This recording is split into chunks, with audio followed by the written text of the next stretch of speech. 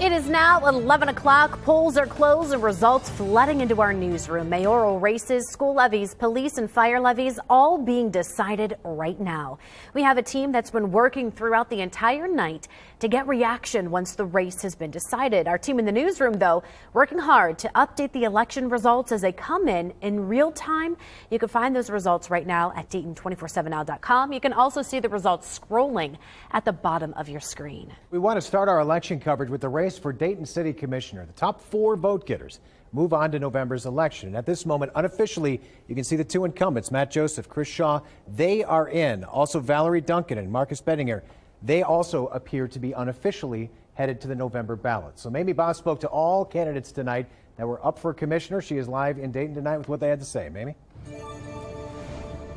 Yes, I spoke with every single one of those candidates. I caught up with them earlier today, and they tell me that they hope that the election results continue to stay in their favor as those votes continue to come in. So as you know, Chris Shaw and Matt Joseph, they have been on the commission for a really long time. Commissioner Chris Shaw was first elected to the commission in 2015. He says he ran for city commission to be a voice for small business owners. He does have a business that is more than 100 years old in West Dayton, a community that he loves, a community that he has vowed to get back to what it was. And he tells me tonight that that promise continues. And right now that is underway when it comes to getting West Dayton bustling once again. You have Matt Joseph also running. He is the longest serving member on the Dayton City Commission, being first elected in 2003. It is 2023. So that is 20 long years. So he has seen the city go through so many changes. He says he is committed to improving Dayton's housing stock, beautifying neighborhoods, and improving safety, just to name a few. Voters have shown that our vision for the city is what they're looking for, and we're thrilled to have a chance to compete in November in the general. Absolutely. It's great to the feeling that folks really think we're on the right track, and our message is getting out there, so it's really exciting. I also spoke with Marcus Bettinger and Valerie Duncan, both of whom believe that it's time for a change when it comes to the Dayton City Commission. And as I said, they are all just watching the votes come in right now and hoping those votes stay in their favor. Back to you. Mamie, thank you. Now we want to give you a live look from downtown Troy at this hour as the race for mayor in Troy reaching its end as well. Robin Oda, who is the incumbent, now leading with 51% of the vote. Her opponent, William Lutz, 49% of the vote. And more results coming in from the primary election tonight. Miami Township voters passing a police levy, which would replace an existing one. Now, the new levy would increase the current 1 mil to 1.5 mil for parks and recreational purposes. And in Washington Township, a renewal for a 4.65 mils levy for the purpose of fire protection and EMS was on the ballot. Right now you can see overwhelmingly 76% of people voted for it. In Washington Township, they released this statement tonight about the passed levy, stating in part, quote, "The fire department is committed to providing excellent services to our community, and we are incredibly grateful to our residents for their support of the fire and EMS renewal levy." In Trotwood right now, this fire levy is sitting at 76% for, 24% against. Now, if passed, this would renew the 4.15 mils levy that is already in effect in the area. And in XENIA, on the ballot this time around is a fire levy that would provide an additional 3.5 mils to provide for fire services in the area. Right now, the results are showing that this one is 52% for, 48% against. Unofficial results there. Now, Clara Faith continues our team coverage from Beaver Creek tonight. That is where the city had a police levy on the ballot. Clara, I know the numbers are still coming in. Do you have any updates yet? Well, Adam, unofficially, it looks like the police levy is going to pass. Now, this is the second time the city has asked for this police levy. And I just got off the phone with the mayor of Beaver Creek, and he is thanking the city for trusting him in working out this. And this is what he had to say. We got the impression that what the voters wanted was a levy to just support the police officers, their equipment, and to add 5 new officers. You know, we've asked for something that we knew we needed, and the people realized that we needed it as well. And so it was a very pleasant surprise. So when was the last time a police levy passed then? Well, just speaking with the mayor, the last time the police levy passed was in 2014. But like he said, he is just thankful for the city and the residents to come to an agreement for this levy because the police department desperately needed it. So they're going to just keep thanking the city and residents for helping them out this year. Now back to you. And these are the votes, and as those votes are counted, of course, we will alert you through our Dayton 24/7 Now app. If you haven't downloaded it yet, it's easy to do so. Take out your phone, scan the QR code right there on your screen. That'll take you to the app store, and you can download it there for free. And we do have more coverage from the elections. Head on over to Dayton247now.com and look at the Beyond the Podium section for a more extensive look at some of the issues on today's ballots. Well, not exactly great election weather considering it is early May, but things are changing and changing in a hurry as we get through the week. Yeah, it's going to look a whole lot better by later this week. We have to get through tomorrow still, which will be better, but still cool and still cloudy for at least part of the day. Right now we do have showers around. These will be making their way through the area through the rest of the evening. A little break in the Dayton area, but so light rain northern Montgomery County into Springfield, Urbana, Bell Fountain also getting some light showers. Same thing with Sydney with temperature wise in the 40s. 44 in Dayton, 41 Wapakoneta. We have 41 Urbana. Chilly evening, again well below normal for this time of the year. But the good news is that sunshine, it will come out tomorrow. We have temperatures in the 30s in the morning, clouds to start us off, but notice by later into the day for drop off, we're talking about some sunshine. Overall, pretty dry for tomorrow, though, so no need for the rain gear, but keep that coat handy for tomorrow. Back in the 50s, but I'll talk about when we'll see 70s coming up. Natalie, thanks. Law enforcement and local organizations, they are still working on a recovery operation for 7-year-old Lucas Rosales. Now, the young boy went missing Saturday evening, and we have been following that search ever since. Melena Brown was out today with those searching. Today, local law enforcement organizations and several volunteers still searching for missing 7-year-old boy Lucas Rosales. Over the last 4 days since Saturday, they have spent 32 hours searching water and land and have spanned over 400 acres. If you take a look behind me, it started here in the Eastwood Metro Park, and the search has continued all the way down to Carillon Park. I spoke with the Midwest director of EquiSearch, who tells me they have teams posted all along the river. We have Dayton police officers assigned with EquiSearch members, and we're going to bridges and standing there not only on the front side of the bridge, but also on the back side of the bridge. Rader tells me him and his team have been out since Sunday searching land and water. We covered a lot of the edges that we felt that if he would have gotten out of the water and went up on land, we've covered that extensively. Both Dayton Police and EquiSearch have utilized drone technology to cover the area from above, and having a solidified team is essential. It's always a good thing when you can have everybody on the same page, and right now we've got that unity between Dayton Fire, the police, and ourselves. I think we've got a pretty good game plan going forward at this point in time. Rader also told me that they should be utilizing some sonar technology to be able to search small ponds throughout the area. Reporting for Dayton 24/7 Now News, I'm Melena Brown. Continuing coverage tonight out of Bellbrook, the community protesting a recent policy change by the school board. Now, last week, the board changed their anti-harassment policy where they took out the phrase, quote, including sexual orientation and gender identity from that policy. One of the organizers of the event says the main purpose was to protest for LGBTQ plus rights within the school district.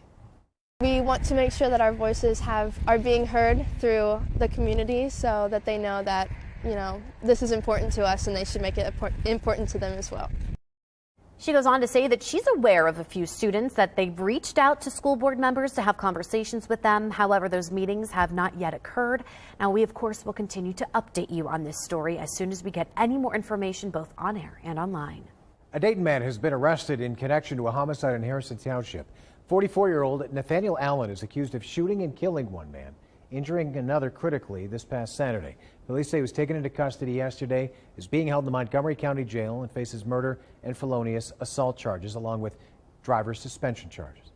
New tonight, the man accused of killing 5 people in a Texas home is now in custody. This ends a 4-day manhunt for 38-year-old Francisco Oropeza. You saw him on the screen behind me there a moment ago.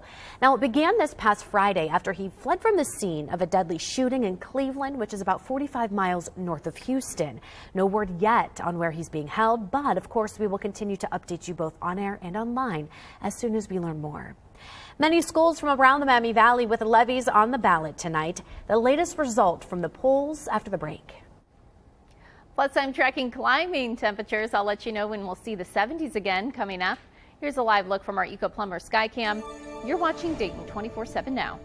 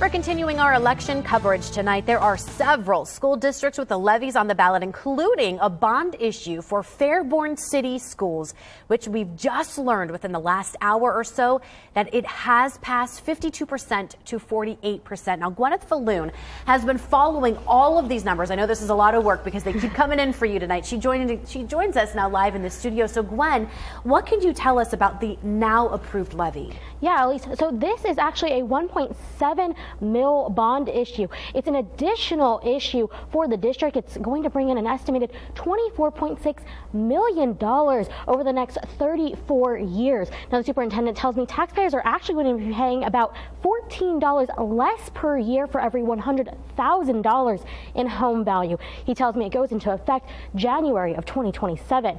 Now, the superintendent says money will help reinstate programs cut due to inflation and other financial issues. What we want to accomplish on this bond issue is to reinstate the baseball, softball field, tennis courts, a sports training facility, and a turf band practice field. Now, the superintendent also tells me that $10 million of that 24.6 is going to the junior high's construction. Back to you. Gwen, thank you. And we're going to take a look at some additional school levies from tonight. XENIA Community City Schools with a 0.5% income tax renewal levy on the ballot. This passed 57% of the vote tonight. Also, a Huber Heights school levy would add an additional 8.12 mils for each dollar amount for school funding. Now, the levy did not pass tonight unofficially, with 67% of voters voting against it. And for the Northmont City School District, the votes right now sit at 58% against, 42% for. If this would have passed, it added 7.82 mils for providing emergency requirements of the school district. And for the Vandalia Butler City School District, an increase in annual income tax of 1% could go into effect with this passing tonight. Now, right now, 59%, pretty overwhelmingly against this unofficially, as 100% of the results are now in. Got some showers around the area this evening. It's also another chilly evening across the area. Light rainfall will continue through the rest of this evening. Overnight, a few showers, but bigger picture here, our storm system that brought us this just unpleasant weather is finally heading off. This is going to be making its way off to the east, and we have some nicer weather on the way. So for tonight, we'll drop into the upper 30s. So it's going to be a chilly one, cloud cover to start us off in the morning, and then back into the 50s as we head into tomorrow afternoon. So big improvement by later tomorrow, although still well below normal for this time of the year. I got some sunshine, 30s as we start off on Thursday, and then by Thursday afternoon back into the 60s. We'll continue that warming trend by the end of the week. Sunshine returns as well. Coming up, I'll let you know how much warmer we're going to get across the area. And today I got to stop by Charles Huber Elementary for Team Tornado. Every spring, our weather team here at Dayton 24/7 Now visits local schools to talk about what a meteorologist does, severe weather safety, and how to find your safe spot. This is what Owen had to say about why he chose his basement. Because it's underground and the tornado can't really break in because there's no windows. Watch out for whatever's coming and be ready. And they were a lot of fun to talk to today. It's always fun giving those presentations. We head to Weller Elementary tomorrow. And continuing coverage tonight from primary election night. In the running for Miamisburg Municipal Court Judge, incumbent Judge Elise Redditch is up against Joshua Lyles. Now, Redditch is winning this race by 20% of the votes. Also, Greenville Mayor on the ballot tonight, Republican John Baumgartner going up against Republican Jeffrey Whitaker, both of which are new to this position.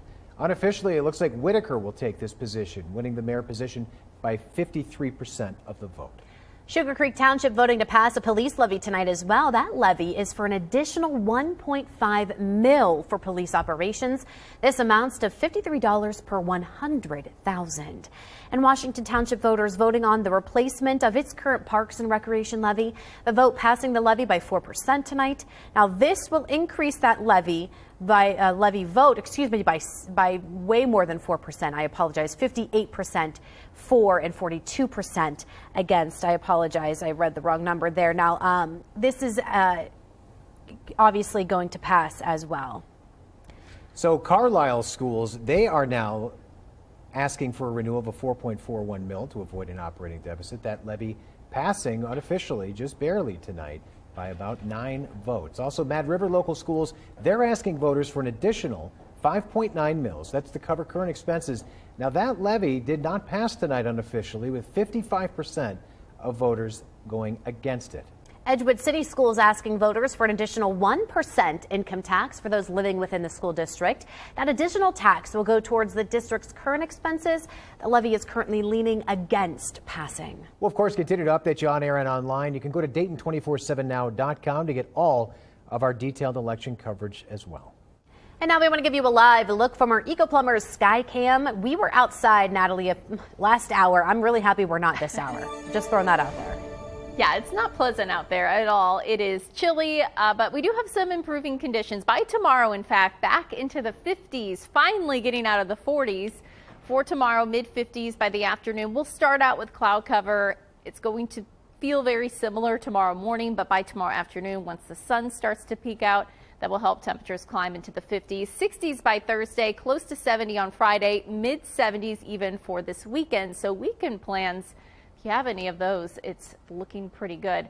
Above normal temperature trend looking pretty likely. This is our 6 to 10 day temperature outlook. Above normal temperatures definitely in the picture for us, at least for this weekend, and even potentially as we head into next week too. So it's looking pretty good. But coming up, have a look at that 7-day, talk about what we're expecting as we even head into next week. Natalie, thanks. Dayton Mayor Jeffrey Mims stopping by a local vocational school to check out the programs they have to offer, how the skills they're learning will help the community. All aboard. Well, Carillon Park's new train is up and chugging. Coming up, we're going to tell you about today's Golden Spike ceremony and the history behind the locomotive. You're watching Dayton 24/7 Now.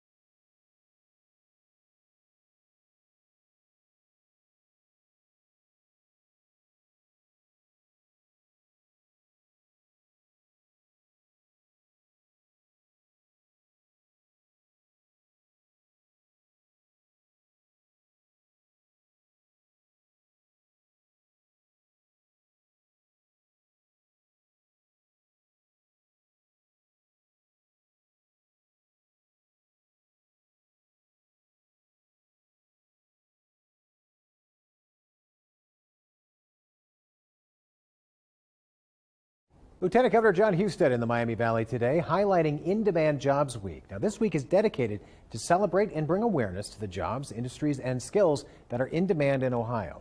Now, he stopped by the Upper Valley Career Center in Pickwood to highlight the different paths Ohioans can take to land a successful career.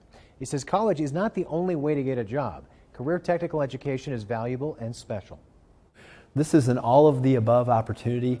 Career centers are the best value in education because you get job skills and a career, and it costs you nothing. Because we want to be the best. We want to be the best state in the nation for helping high school students move right from high school to a career and live their version of the American dream without ever having to leave Ohio. Husted says they'll invest more than $300 million over the next few years to expand the centers and their equipment. You can find more information on in-demand jobs at topjobs.ohio.gov. Mayor Jeffrey Mims visiting the Dayton Athletic Vocational Academy to speak with students and learn what programs the school offers.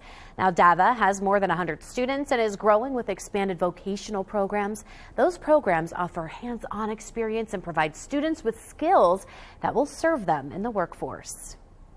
This school is also working on a niche in terms of helping more and more young people get involved in some of the vocational programs that we need as far as the city is concerned. Areas such as HVAC, construction, the electronic stuff, all those things are very needed fields that we have in the city of Dayton. Now, Mayor Mims says he's dedicated to forging a strong bond between the city of Dayton and its schools. A story now from our partners at the Dayton Business Journal. A new $118 million school project almost complete in Springfield. Northeastern Local School District is opening the 250,000 square foot pre-K through 12 building later this year. Now, the Northeastern campus, which houses more than 1,300 students and a career technical center, is already done and open for the school year. Now, the new Kenton Ridge pre-K through 12 building will house more than 2,100 students next school year. We have more information at Dayton247now.com. You can find that story and others like it. Just look under the Dayton Business Journal heading in the News tab. And the train at Carillon Park is now up and chugging. Today, the park held a special Golden Spike ceremony and dedication to celebrate the project's completion. Now, the train is a full-size replica of the Cincinnati, which is the first locomotive to pull a passenger train into Dayton back in 1851.